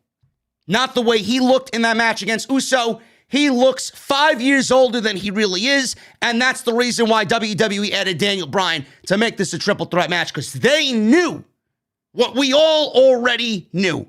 Edge and Roman was not a main event by itself. Nobody would believe going into WrestleMania a babyface Edge was going to take down Roman Reigns. Not looking like that. They added Bryan because Bryan made this a main event. Fact. Bryan and Roman coming out of Fastlane was a WrestleMania main event on its own. Edge is a third wheel. Edge was never needed in the main event. Been saying it for months. Edge and McIntyre should have been the WrestleMania match. Nobody wanted it. Bryan and Roman, that's your SmackDown main event. Should have been all along. But I guess we came to a happy medium here. Everybody is involved now. But there are definite pros. There are definite cons. There's more opportunities for Edge. Daniel Bryan's got a legit shot of walking out of there without pinning Roman Reigns. Because it seems to me like he's got a bigger problem with Edge now than he does Roman. So what if Bryan pins Edge, wins the title, Roman doesn't take the pinfall, Bryan loses the title back to Roman, Edge never sees a championship on SmackDown? It could certainly happen. There's a lot of moving parts here, man. I love it. I love angry Edge. I love disgruntled Grandpa Edge. I love Daniel Bryan maneuvering his way like Edge used to do into the main event. And I like Roman Reigns. He's pretty calm through all this. He's got nothing to worry about. He's Roman fucking Reigns. He's Roman Reigns. This is awesome stuff. Legitimately, the first time all season we got anything that actually felt like WrestleMania. Awesome. Guys, we are about to go over the Super Chats here tonight on the SmackDown post show. Get them on in. Chat is open. And let's hit some music, man. Let's hang out for a little bit. I appreciate you guys. Hit that thumbs up, man. We got 610 likes. Let's try for 750. 750 is the goal before we get out of here. Hit that subscribe button down below. Turn on the bell for all notifications. And if you guys missed any of the content on the channel, make sure you guys go and watch anything you might have missed down below, man. Links are down below. Start at the top. Actually, there is, where are my Super Chats? Oh my God, YouTube. Oh, I gotta legitimately go into my YouTube studio now and look at the Super Chats. Oh my goodness, man. There's always something, man. There is legitimately always something messed up with YouTube, bro. We got Indigo with a $10 Super Chat. Hey, JD. Today is actually my birthday, and we are live, man. Since 2016, I have been supporting OTS and represented proudly. JD, you have taught me so much since then. Thank you for everything. Indigo. Happy fucking birthday, man. I don't know if you drink or not, but you sit in VIP, bro. You sit in VIP. Aaron John with a $2 Super Chat. JD is always right. Everyone in the IWC take notes. Bro, listen. I don't like to stroke my own ego, but I know. I'm not always right, but the majority of the time I am. Never criticize me and tell me that I'm wrong on what I'm watching. I know what I'm watching. I'm not right all the time, but on this Edge, Bryan, Reigns main event shit, and booking WrestleMania all WrestleMania season long. I have been absolutely 100% correct. At the end of the day, man, you got to give me just a little bit of credit. You got to give me a little bit of credit, bro. Chris, $4.99 super chat. Good ending to SmackDown tonight. Shout out to everyone in the OTS venue. For some reason, I'm more excited for TakeOver than WrestleMania. Thoughts? I am as well. Santos Escobar versus Jordan Devlin in a Shawn Michaels Razor Ramon inspired ladder match to crown the real cruiserweight champion. Adam Cole versus Kyle O'Reilly. Not completely invested yet, but I'm going to enjoy it. Walter versus Tommaso Ciampa. Bro, we got some good stuff happening at TakeOver. I hope there's a legit crowd there to give the show some fucking energy. And you back it up with another $4.99 super chat. Shout out to OTS VIP Indigo. Today is his birthday. Happy birthday, Indigo. His drink is on me. Indigo, what are you drinking? Says Chris. Oh, man. Happy birthday, Indigo, man. Glorious Nation with a $5 super chat. Did you know that OTRS Central is a clown? Who? Tell him to get better audio. Half of these fucking geeks in the IWC, they sound like they're doing podcasts through their fucking mobile device, man. There's no lav mic. There's no Rode mic. I got a fucking Rode mic or a Shure SM7B. What's going on here, man? Go and spend some fucking money on the goddamn thing that you're doing. Sound like shit. Half of the fucking people in the community sound like shit. I don't sound like shit. If I did, I'm sure people would tell me.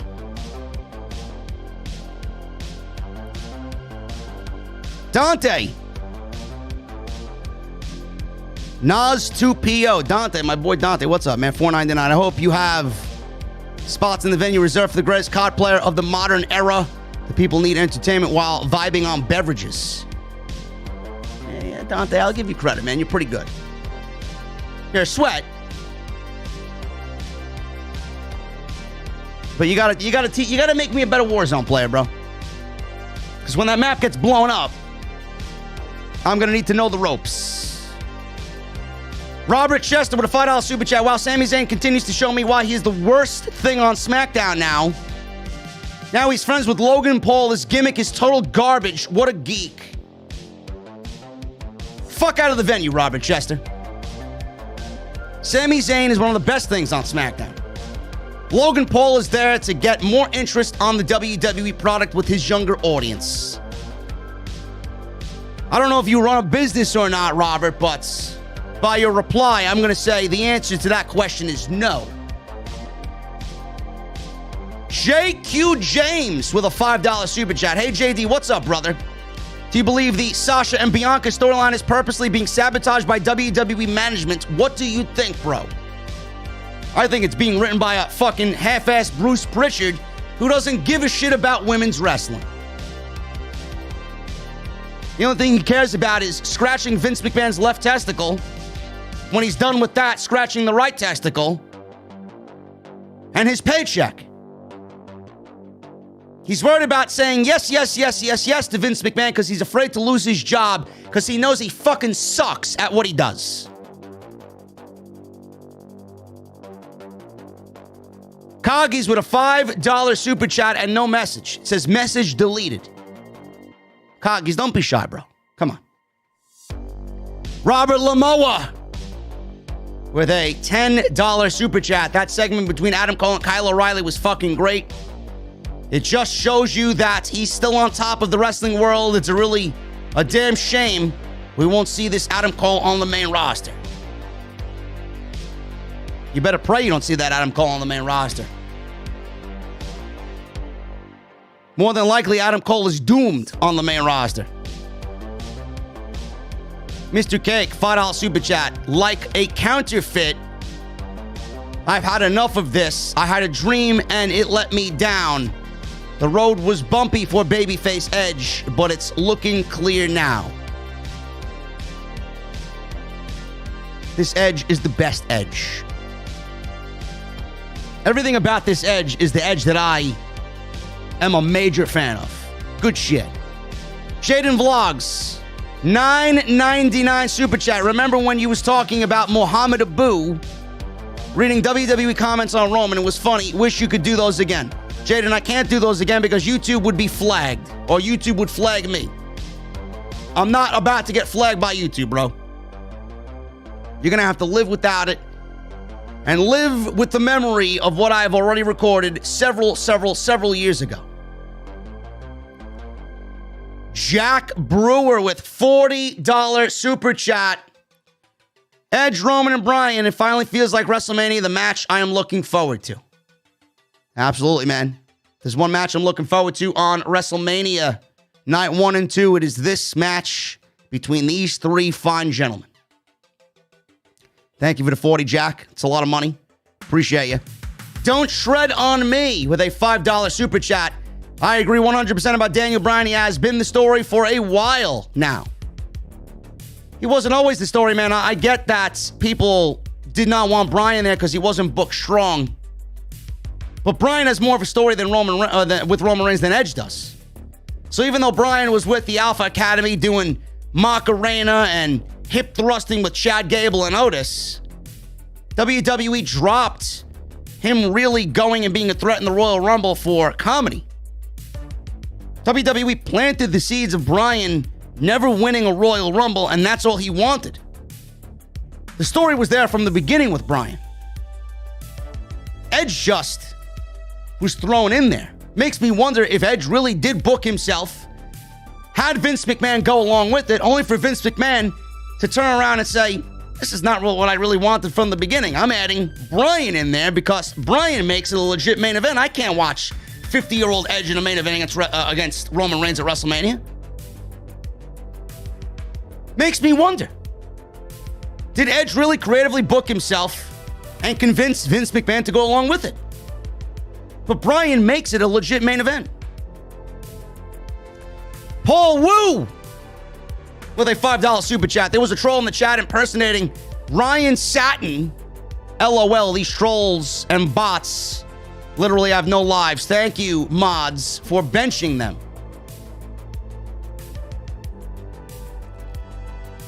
My mods do a fantastic job. Hoot Media, Hula Grim, Raging Girl Gamer. Good stuff there by the mod team. We got Jake Ake, 23. $10 super chat. What's good, JD? You're the GOAT of the IWC. My hate for WWE management is like my hate for my Seattle Mariners management since 2001 season. But I love my Mariners. Thank you, Jake. Appreciate you, man. Not sure how the Mariners stack up this year, but seems like they got some stiff competition in that AL West.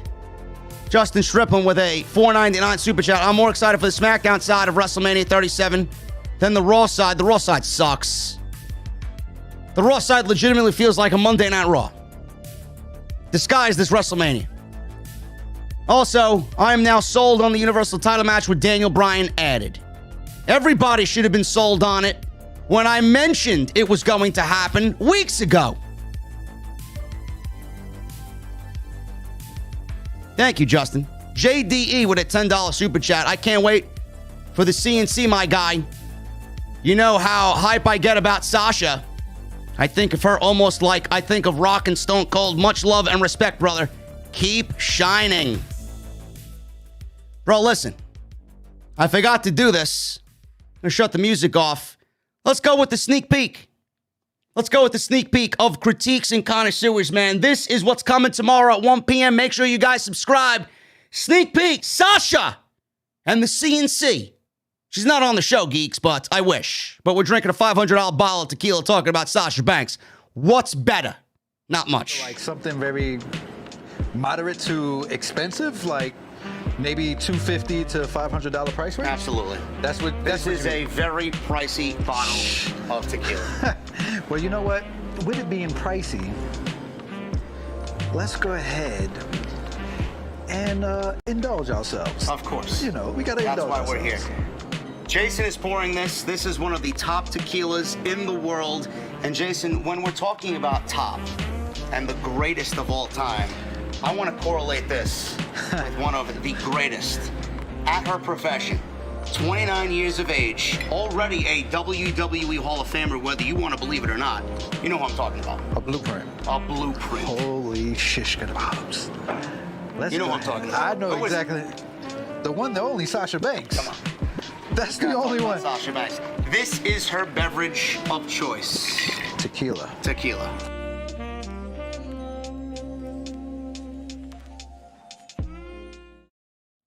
Hell yeah, man. CNC tomorrow, 1 p.m. Should be awesome.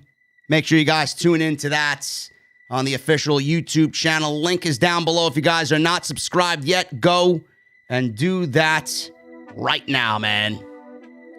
Let's continue on with the super chats. Logan McCall with a $20 super chat. My friend Caleb. And I love your Strowman Express. Whee! Whee! The Strowman Express!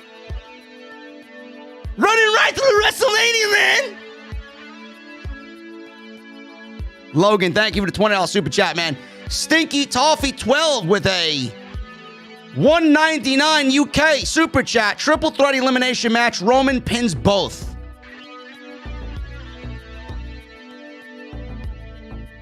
I like it. Roman walking out is my ideal situation, but I don't know, man. Stranger things have happened. Vince likes to send people home happy after WrestleMania. Bryan may win the title. Bryan may win the title. But it does seem counterproductive for Roman to lose the title without being pinned, only to give it right back to him. Momentum, consistency, length of reign is what I want. They did the same thing with McIntyre. As soon as he lost that title to Randy Orton, his title reign after that was never the same. They only put the title on Drew McIntyre to get the match with Roman at Survivor Series. Jack Brewer with an $8 super chat. Ciampa versus Walter, who is your pick? Would love to see Ciampa win that, but would be interesting to see if it happens. Walter is losing to nobody. Walter is losing to nobody. Nobody legitimately on both of those shows could be looked at as a threat to Walter. Ciampa is as close as you can come. Cross is the only guy I could legitimately see, and I'm not sure if WWE is going to do that match. King Zagar 94 with a $4.99 UK.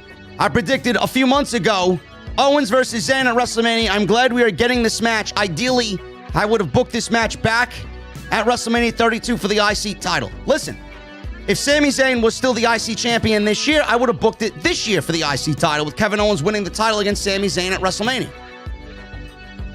Could have happened, but WWE put the title on Big E. Shaden Vlogs with a $4.99 super chat. No message. I would say, don't be shy, bro, but you might have done the right thing by deleting your message. Dave Melee with a $4.99 super chat. It's plain to see that Vince threw every single championship straight into the garbage. That's what he usually does, bro. Vince has no value for any of the championships on this show. There he is, Jaden Vlogs with the $4.99 super chat. Somebody said the new Fiend is Bo Dallas. I can imagine who believes that. I don't give a fuck who believes it. Bray Wyatt and the new Fiend character is fucking awful. It's fucking terrible, man. Get it out of here. Hologram with a $5 super chat. Yo, JD, my brother. Mean Marky D. New WWE 2K22. Create a character. Book it.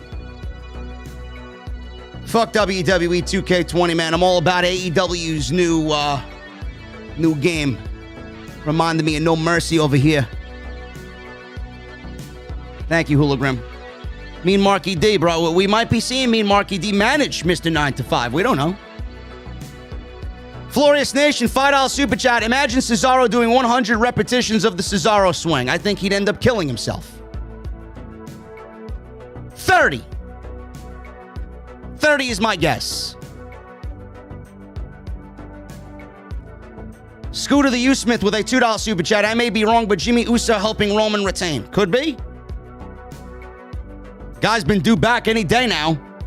They may be saving him for WrestleMania because this is the biggest match that Roman Reigns has during his reign.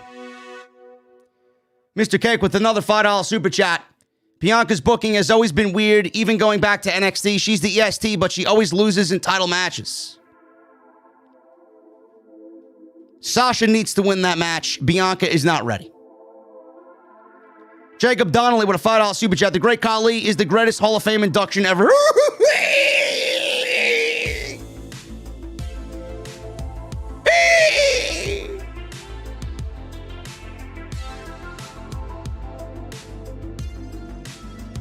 Bro, I'm having a tailgate party for celebrating Khali's induction.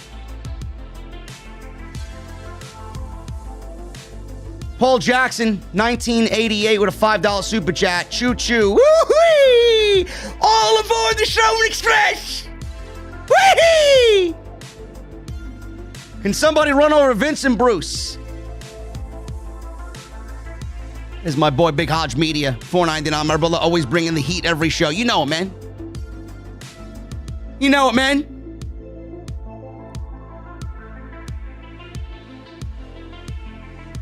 CNC tomorrow.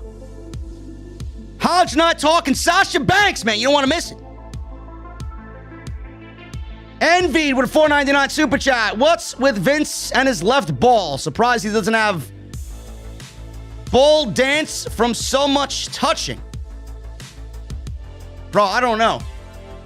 Bruce, apparently, I know from sources, Bruce likes the left one over the right one, man. It's a little larger. There's a little bit more surface area for Bruce to tickle his balls. I don't know. Hollywood guy with a $5 super chat. What is your opinion of the participants in the Hall of Fame? I don't care about any one of them. Not one single Hall of Fame inductee do I care about, man. Indigo, $5 super chat. Looking forward to the CNC tomorrow as well as OTS. Much respect, JD. Another awesome live stream. Indigo, happy birthday, brother. Ruben Prime with a $9.99 super chat. Hey, JD, I bought a Ridge wallet last week and I love it. Never going back to my old wallet. I made sure to use that promo code of yours. Thank you for everything that you do, man. Hologram just got a new Damascus Ridge wallet as well. Ruben, enjoy that. Got my Ridge wallet over there. Got my knife over there. Love the Ridge products, man. Awesome stuff. Ridge.com/script10. Use code script10 at checkouts for 10% off. Darius the Official with a $4.99 super chat. Shout out to you, JD, from Applebee's. As always, keep up the great work and the best podcaster in the IWC. What are we drinking tonight, bro? Nothing. I got a busy day tomorrow. Fucking exhausted, though, man. I need a good night's sleep. And why are we coming from Applebee's? Shout out to you from Applebee's. Do you work at Applebee's? Are you a chef at Applebee's? Do you enjoy Applebee's mozzarella sticks or chicken tenders? They're 3 for $20 special. Why are we shouting out from Applebee's? Now, don't get me wrong, I enjoy Applebee's, but I'm kind of curious to know why we're shouting out from Applebee's.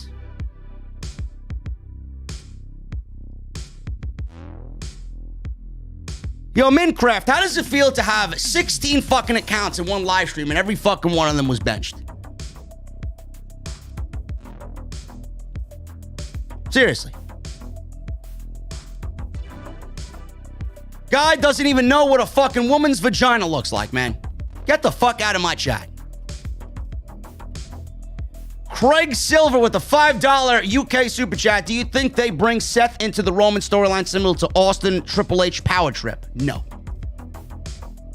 Rollins should stay as far away from Roman as possible. Robert Chester with the $5 super chat. You have a point like always, JD. At least we got Daniel Bryan at WrestleMania. Please don't kick me out. I'm not done with my Guinness. I'll be cool. Listen, bro, last call's coming up. Better fucking down that Guinness quick. Florius Nation with a $5 super chat. Oh, also, JD, I was absolutely shocked when I found out that Braun Strowman runs fast and is a freight train. His next stop is WrestleMania. Hopefully he falls asleep and misses his stop. Don't tread on me. $5 super chat. If it wasn't for Roman, we would have nothing to watch. WWE creative has been on a downward spiral, in my opinion, ever since the Attitude Era. Oh, since then? Bro, 2020 and 2019 were the worst creative years in WWE history. And this is the worst WrestleMania season of all time, creatively.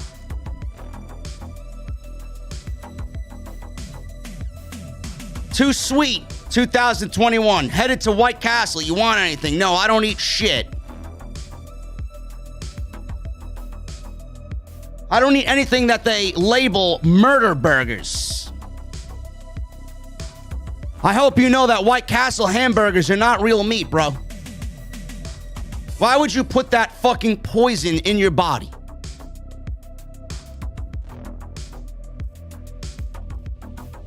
Jason Walker with a $5 super chat. Hey, JD. Spent last weekend in focus groups. Thanks for getting me through this and keeping me informed. Sorry to hear that, Jason. Hope all is well, bro. Nate with a $4.99 super chat. Who's ready for Titus Catering worldwide at WrestleMania 37? And great podcast, JD. Can't wait for Off the Script 370. Edgar fucking Estrada with a $100 super chat. Whoa!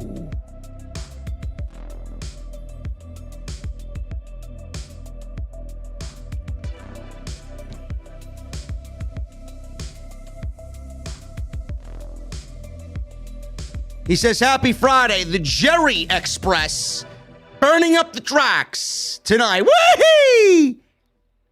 Waiting for the CNC. Everything you talked about. The only interesting part is Edge, Roman, and Bryan. Where is Hoop Media? He's number one. Have a great weekend, bro. And OTS fam. OTS for life. Edgar, I love you, bro. I love you, bro. I got to email you. I got something to talk to you about. Look forward to an email before I head off to sleep tonight, man. Hoop Media is in bed. Hoop Media's got a big weekend ahead of them. Hoop Media has another birthday weekend that they're celebrating. And thank you for the 100, Edgar. I really, really appreciate you, bro. Mama McMahon's macaroni. Still wondering what this Mama McMahon's macaroni tastes like, bro. Where can I get some of Mama McMahon's macaroni? Anyone get that Titus Fish Friday special? It's amazing. Listen, you missed the beginning of the show, man. There's no fucking Titus special today, man. Dana Brooke forgot to place the goddamn order. Apparently, the order went to her house. That fucking slob. Now I gotta go traveling to where she lives. I gotta knock on the fucking door. I gotta ask for the goddamn fucking order. Titus has no fucking special in the goddamn bar, man. Maybe I should hire Mama McMahon's macaroni.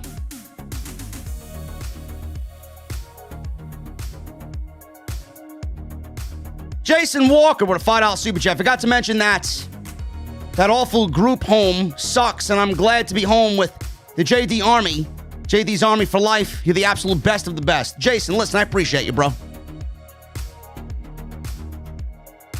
I appreciate you, man. Hopefully you are doing much, much, much better, man. Hopefully you get some rest this week and have a good weekend. And I can take your mind off a couple of things. The few hours of content this weekend, man. Nate with a $1.99 super chat. One more thing. Can you do the Kane sound effect? Jason Walker with a $3 super chat leaves another $3 super chat. Fist bump emoji. Thank you, Jason Walker. Mama McMahon's Macaroni and Cheese. Maybe we'll hire them since Dana Brooke is a fucking inept idiot. Anyway. You know what time it is, guys. I gotta get the hell out of here, man. What a night. What a weekend, man. Long day at work. Oh. 2.5 hours of off the script today, and then this live stream. Oh. Taking a nice weekend off, man. Believe me.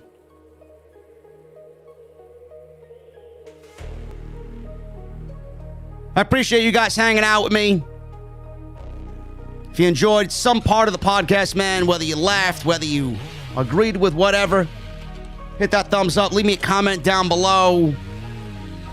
Hit the subscribe button. Turn on the bell for all notifications. If you're not subscribed to the podcast, man, you're missing out on some really, really great shit coming up. Really.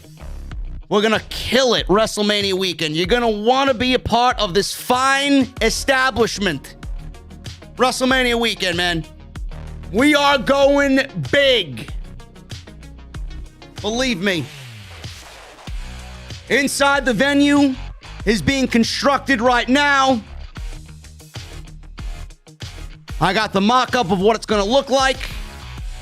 I'm working with my design team. It's coming along fantastic, man. SmackDown was a pretty uneventful show outside of Daniel Bryan, Roman Reigns, and Edge. But I got a lot to talk about on Off the Script tomorrow, episode 370, man. Look forward to that, 5 p.m. Critiques and Connoisseurs, 1 p.m. on the official YouTube channel. Sasha Banks and Casa Dragones.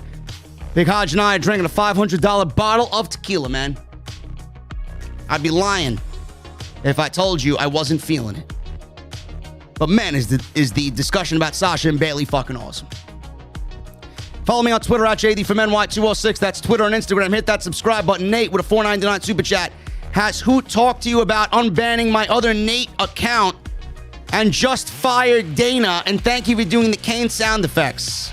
I got to talk to Hoot Media, bro. Social media, man, at JDfromNY206. That's Twitter and Instagram. And again, hit that subscribe button. Turn on the bell for all notifications. DrSquatch.com. Use code SCRIPT at checkout. And make sure you guys go check out all the other videos that you might have missed on the channel. Guys, I'm about to get out of here. You know what time it is. Leave me those guitar emojis in the chat. Grab your cold beverage. I got mine. I'm getting in the Mustang. I want you to turn that music up to full blast. I'm hitting the highway. And I'll see you guys right back here on Monday for Monday Night Raw, unfortunately, and the Raw post show on Off the Script, guys. I'll see you later.